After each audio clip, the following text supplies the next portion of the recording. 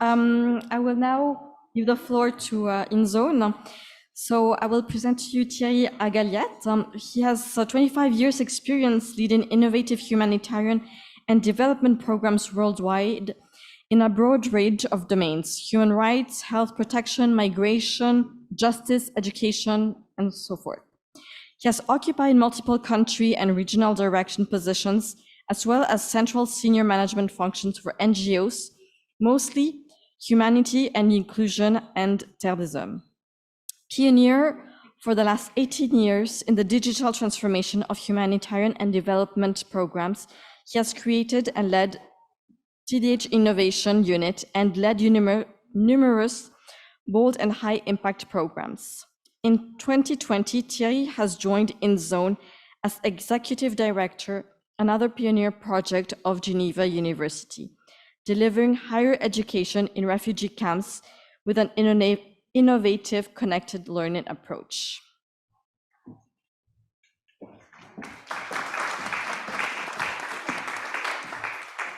Thank you and good evening, and it's a pleasure being here. It's a bit tough to be here after these two moving testimonies, so we'll try to be as short as possible and to give you an illustration of what Geneva University and its partner, other faculty, other university, are doing for refugees, not here in Geneva, but where they are stranded. As you know, most of refugees actually don't make it to a rich country, into brackets, but they are stranded in transit country, about 85% low-income country.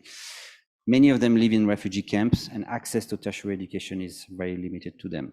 So for about a decade now, InZone has been delivering higher education to them through Connected Learning Hub.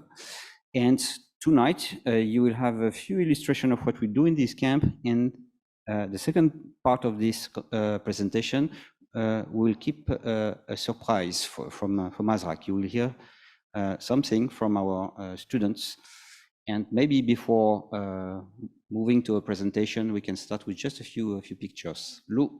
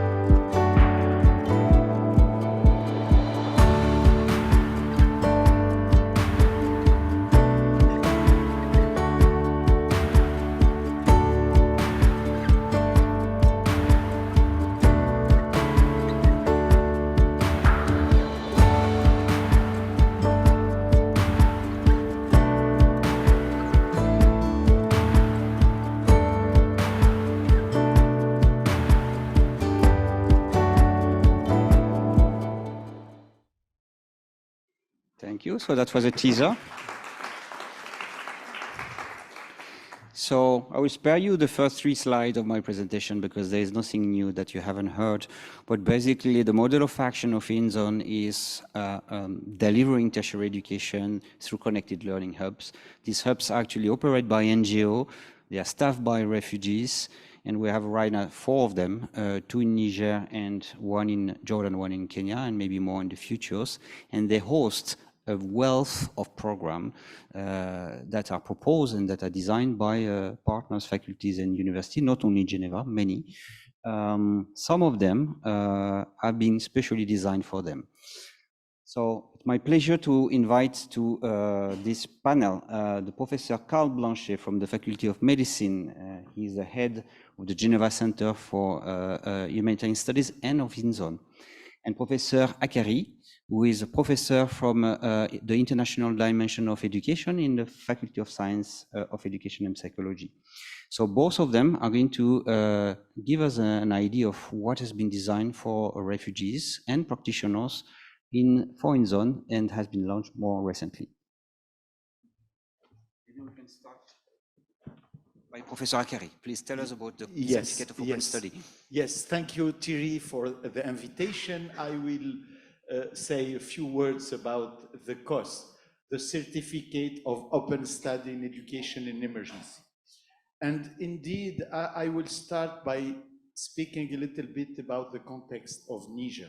So Niger is really a very poor country with a lot of problem, war, security issue, and political instability. So we decided to work to build this new certificate, taking into account the needs of the country. And I think in the needs of the country, it's really difficult to make a border between the needs of refugees, the needs of internally displaced people, and the needs of mainstream citizen of Niger. So you see, always I say education is indeed in all the country in emergency.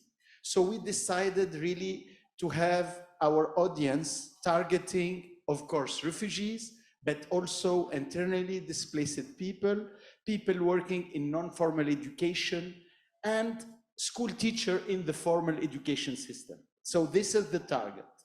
And we built a certificate of open study, which is a new experience at the University of Geneva. We have professional training for refugees and other audience, but you need to have at least a bachelor degrees to be able to be enrolled in our program, like CAS certificate, advanced study, master, and other. But we observed that in Niger, particularly in refugees context, we have not a lot of people with university degrees. So we decided to open the space for higher education for people who have no university degrees. So the requirement is only to be able to understand French, to have a good project of learning, and we started to build the project. So, and well, the certificate of open study, I'm working in education emergency in many years. As yourself, we hear a lot about localization and contextualization of program. But when you see most of programs are built, funded, and designed in the global north. So with my colleague, we decided that in our certificate of open study, we have 6 modules. 3 are built and designed in Niger by the local university, which is the university in Niamey. And we have 3 modules that we are building here at the University of Geneva with different colleagues. We started the program 1 month ago. We want to end the program 5 months later. We will have an on-learning program, but we decided also that most of teaching staff from Geneva needs to travel to Niger to work with our colleague for at least 3 intensive days to deliver and to share, of course, knowledge with our students and to work with them for almost 1 week to try to have really a program that it is locally thought, locally built, and locally delivered. Thank you. Thank you, Professor. Interesting to mention that the certificate of open study are totally new model and new format for Geneva University, and interesting to see how you co-construct this certificate with practitioners and with national faculties. And Professor Karl Blanchet, in the domain of community health, public health, I know that it's also for you very important to have the most appropriate content, and it goes through collaboration. Please.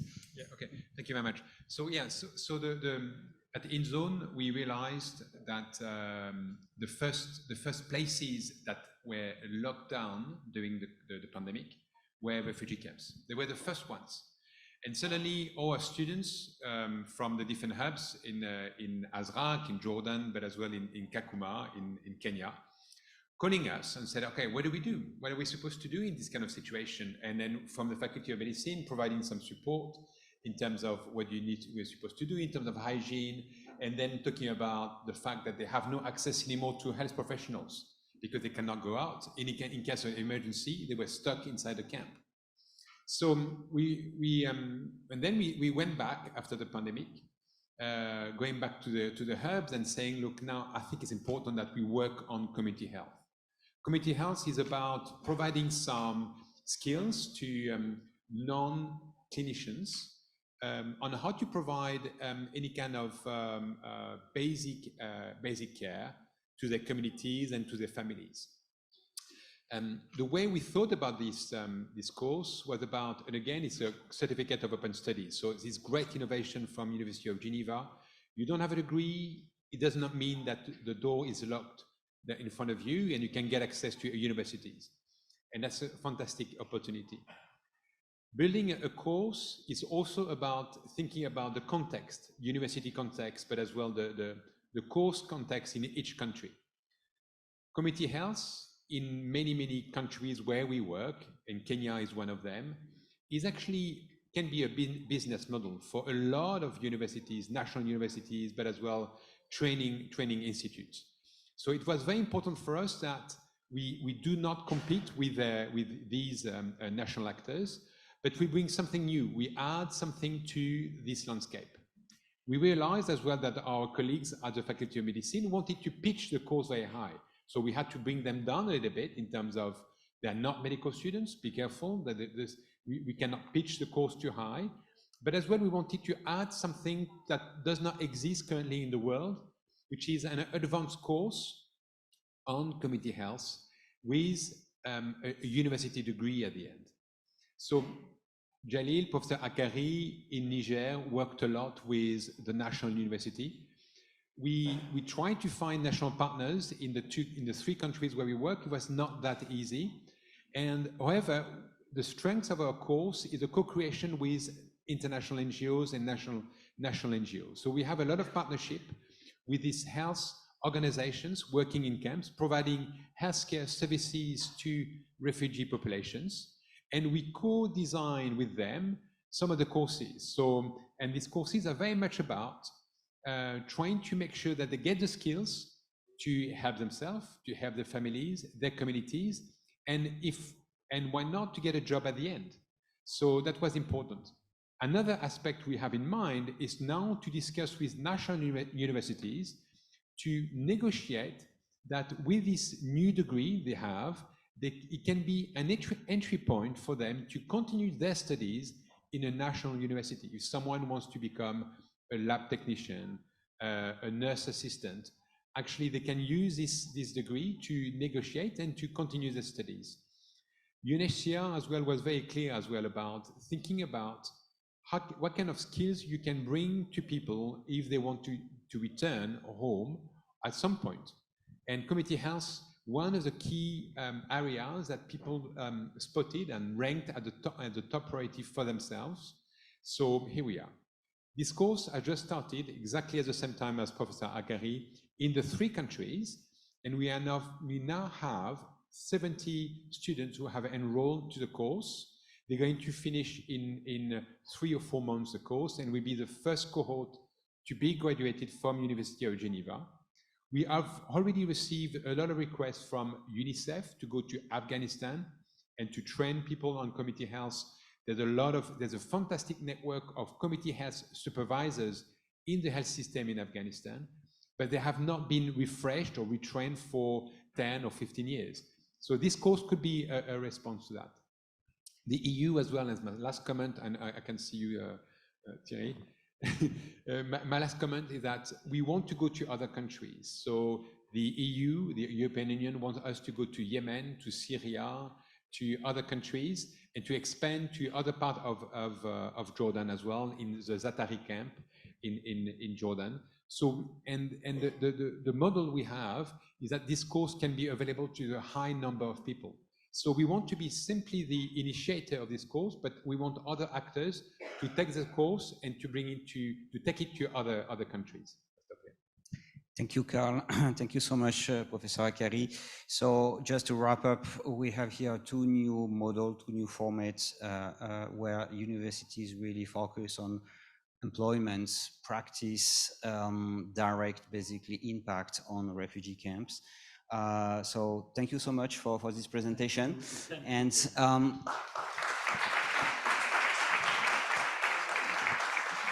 I will ask my colleague Emma and Patrick just to join on the scene.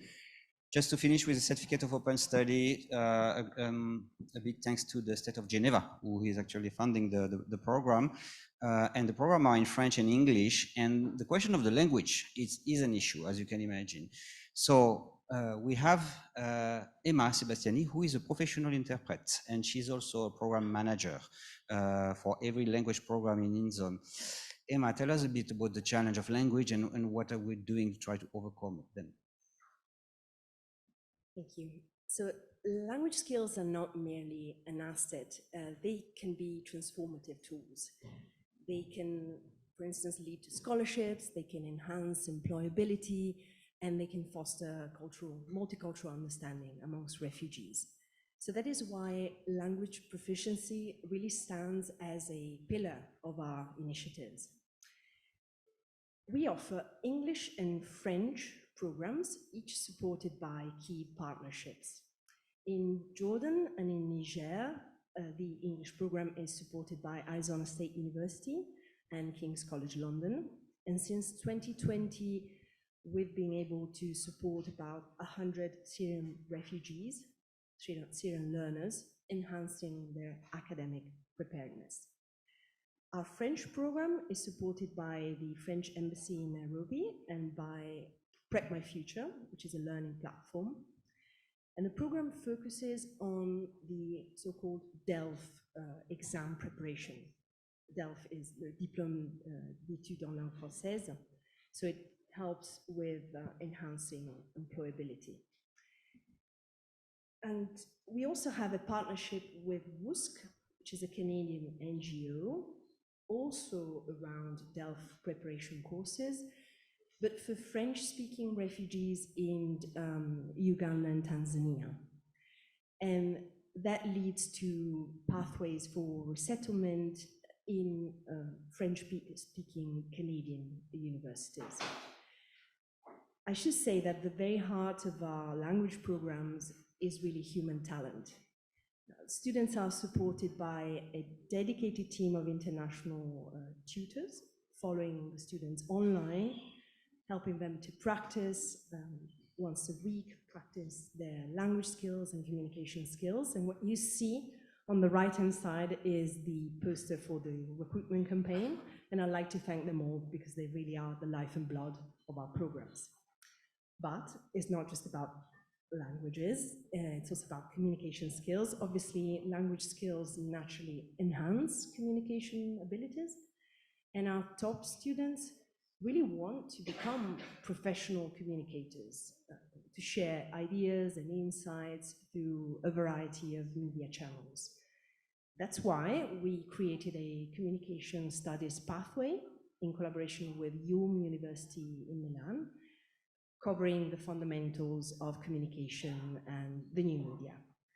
Now, the podcasting workshop, which we will present shortly, is just the very first practical application of such theory-based courses. I'll wrap it up. Thank you. Thank you, Emma. You already teased a bit. So for InZone, we basically go a bit beyond simply delivering tertiary education. We also open access to lifelong skills, such as language, but also to culture. And culture is an essential dimension of education, right? So we have the chance to have the Professor Patrick, you are senior lecturer at the University of Lausanne in the domain of ancient history. And you really brought our students a gift in Azraq. Tell us what gift you brought them. Yes, thank you very much. Thank you for the organizer. So thanks to an incredible archaeological archive that we have at the University of Lausanne, the University of Lausanne was able to recreate virtually using 3D models the Balshamin temple of Palmyra that has been destroyed back to 2015. And the idea was, how could we bring this knowledge, this history, and also the memory of Palmyra that doesn't exist anymore to Syrian refugees, if not in Syria, at least in the Azraq camp in Jordan. So this is how I met the team of InZone, and I've been lucky enough to say that they accepted to take me with them to Azraq, and there we have 3 different workshops and activities. The first one was to create a booklet to be used as a pedagogical tool to be used also in the different workshop to work on cultural memory and how to transmit this cultural memory. So we created this Arabic booklet that tells users about the history of Palmyra, but the image that you see have been created by young Syrian refugees themselves in collaboration with University in Milano, and they tell you their own storytelling about what Palmyra represents for their own identity. Here, for example, the producer of this picture says how much Palmyra is important as an archaeological site, and he really liked to see people in Palmyra, but from the camp where he lives, he would like also to have the possibility to take a plane and travel outside of the camp to visit New York and Paris. Next slide. Then we also work on the transmission of tangible and intangible heritage.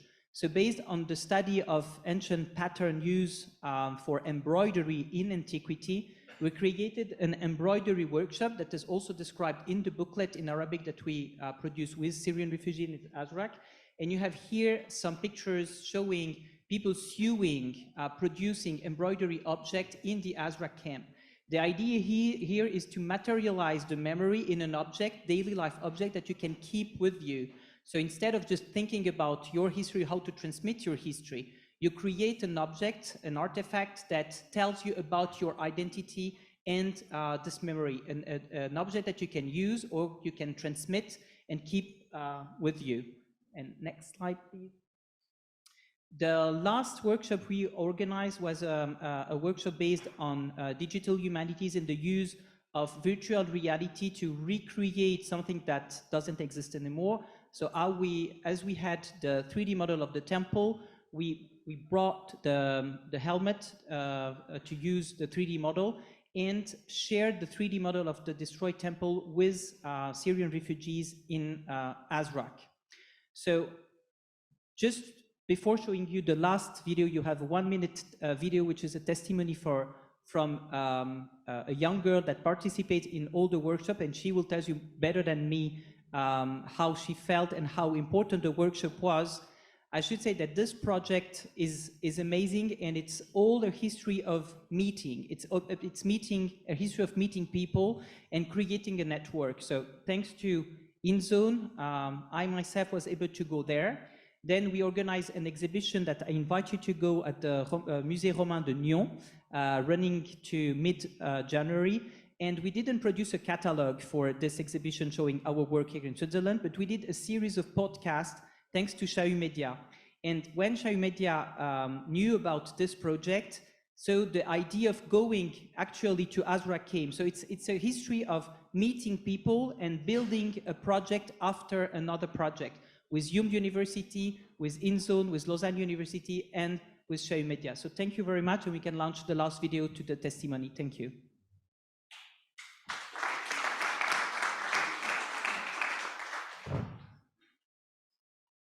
Hello, my name is Batul and I am 18 years old. I live in Azraq camp and I have finished high school in 2021. I have never seen Palmyra before I participated in the project. It was amazing, and when you look at it, it takes you from one place to another as if it is an imaginary place. I was shocked and upset when I saw how it was destroyed.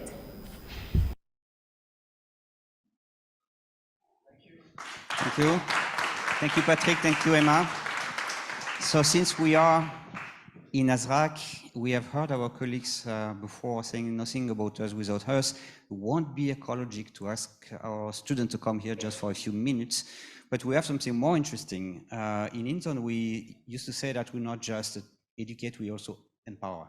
Empower is a big word, of course, but it means developing the capacity to be heard. Let me invite David Brun and Karl from Chahut Media, and you will give us a small illustration of one way to empower students in Azraq, sorry, please.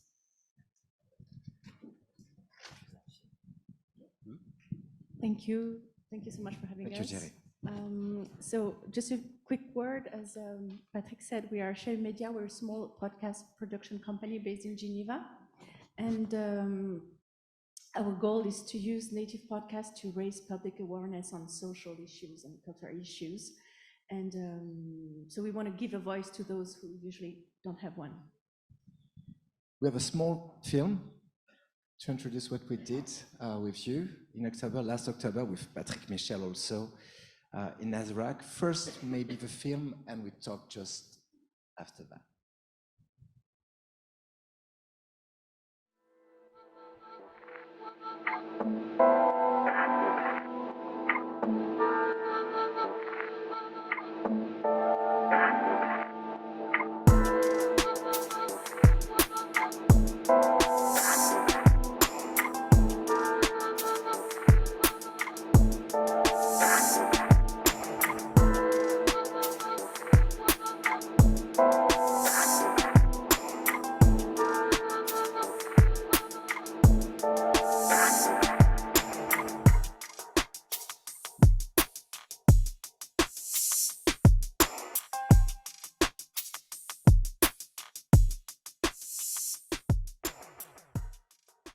So yes, it was just 2 months ago in Azraq. Again, we are Chahut Media, Karl and I. We are a podcast studio company in Geneva, and we are created podcast documentaries with some of the most renowned academic or cultural institutions in French-speaking Switzerland, University of Geneva, Lausanne, Graduate Institute, etc., etc. And now our connection, Patrick, tell it. So yeah, our connection with InZone is that we first met and heard about InZone and their work as we were working on the Palmyra podcast, which was created by Patrick Michel and the University of Lausanne. After this first collaboration, you know, we definitely thought there was more that could be done. And so InZone reached out to us again with an idea of creating a podcast workshop for refugees. So the idea is really to be able to write, to record, and to produce a podcast in few hours, you know, radio style. So you just record and you did it, okay? And we did this mission with like 8 really good podcasts recorded with 11 students after 3 days, really intense day in the middle of a desert. And maybe it's time to just introduce to you a mashup we just create, Karl. Yeah, so we went there for 3 days, and over the 3 days, the students, they learned how to conduct interviews, how to edit the interviews, how to broadcast them. To our knowledge, no similar experience has been done in the past. And so they were all able to create their own little podcast. We cannot listen to all of them now, but we have just created that small mashup so you can hear their voices. And all podcasts are available on our website. Chahut Media.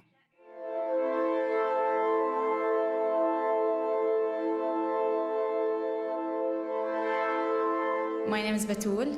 I'm 19 years old. I am finished high school in 2021. My life is good. I am take a mini course, English course in InZone Center. My name is Maysoon and I'm 21. I have finished my high school at 2020. After that, I'll continue with my courses, special courses with English. And this is our podcast to talk about life in the camp.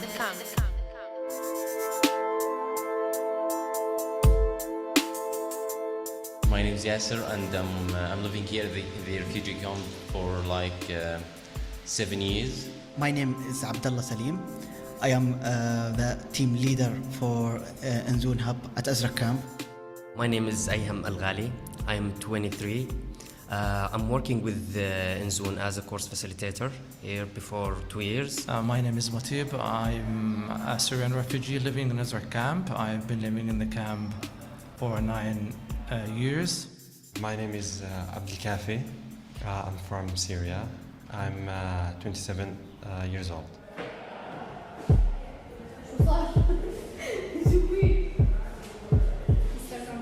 Hello and welcome to Hudu podcast. My beautiful friends were coffee, calm and music. This is me, Hiba Dubbo. I will recording a podcast about the football because I love football, and I will talk about coach, about players, about the Champions League because I love the football. Welcome to this new episode about learning English. For today's episode, I'm giving you top 10 tips for learning English at home. Welcome to Patient Proficiency, a podcast exploring hobbies and their future impact. We delve into what people love about their hobbies and how these passions influence their lives ahead.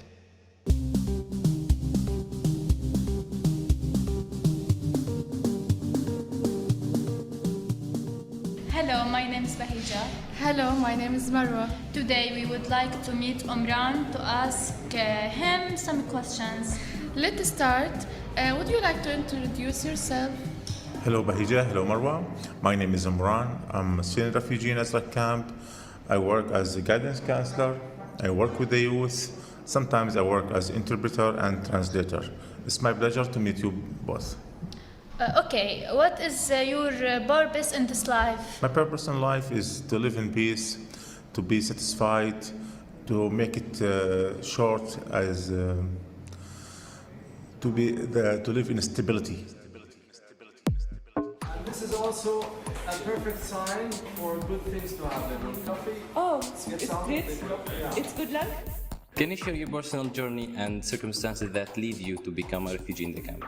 Yes, like I experienced the same experience of a refugee who has flee from his country due to the violence, due to the deadly circumstances happened. So we left our houses, our future, all we have behind just to keep or save our lives and the lives of the ones we love.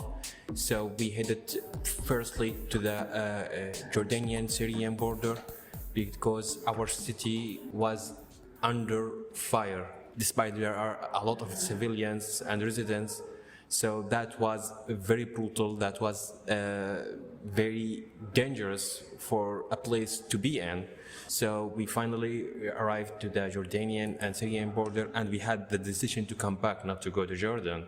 But yet also it happens again, the war did arrive to the border also, so we had nowhere else to flee.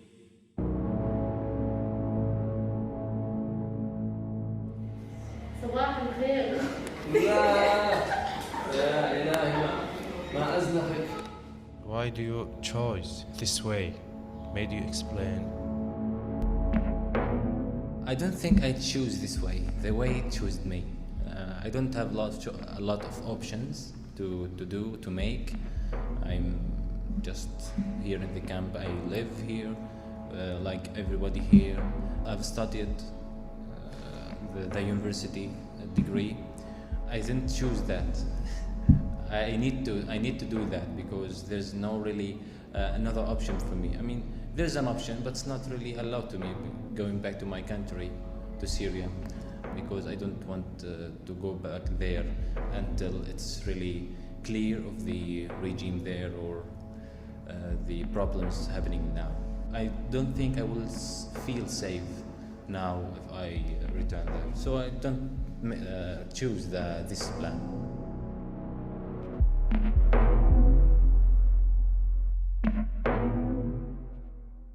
So again, if you listen to the whole podcast series, it's on our website, www.shay.ch. Now we just wanted to let you know that this was maybe kind of a pilot project. We were very pleased with the experience. It was very rewarding, I mean, for us, but I believe for the students as well.